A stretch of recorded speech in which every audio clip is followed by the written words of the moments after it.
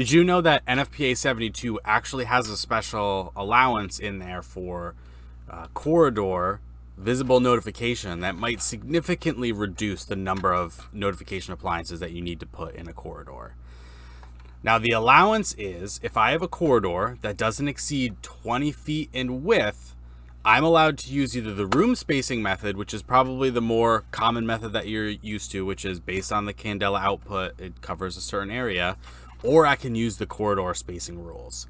Now, the corridor spacing rules are based on the fact that we know occupants are going to be walking up and down a corridor, which means they're always going to be directly looking at a notification appliance at some point on that corridor.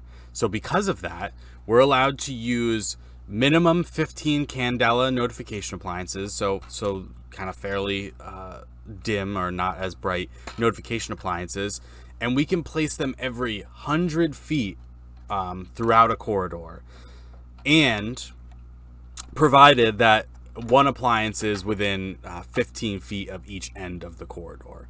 So what that is doing is we're essentially placing a notification appliance. So if you're walking either way down the corridor, you're going to at least have one directly in your line of sight, which is a little bit different than what we do with the room spacing method.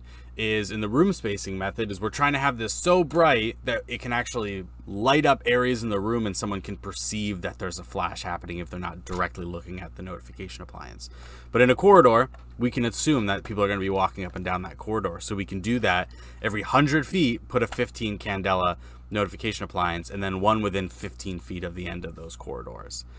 It is important to note that any interruption in the line of sight of that corridor needs to be treated as a separate corridor. So say I have a 90-degree angle or even a small angle in that corridor, I would have to treat that as two separate corridors. But it is an allowance that you can use, kind of significantly reduce the number of notification appliances, because we're looking at that more direct viewing of someone looking at a notification appliance rather than trying to get that indirect viewing of someone to perceive that there's a flashing light in a space. I'm going to go ahead and link down the fire alarm basics fact sheet if you want to learn more about fire alarm systems. It's a good basic fact sheet, goes over all the different aspects of a fire alarm system.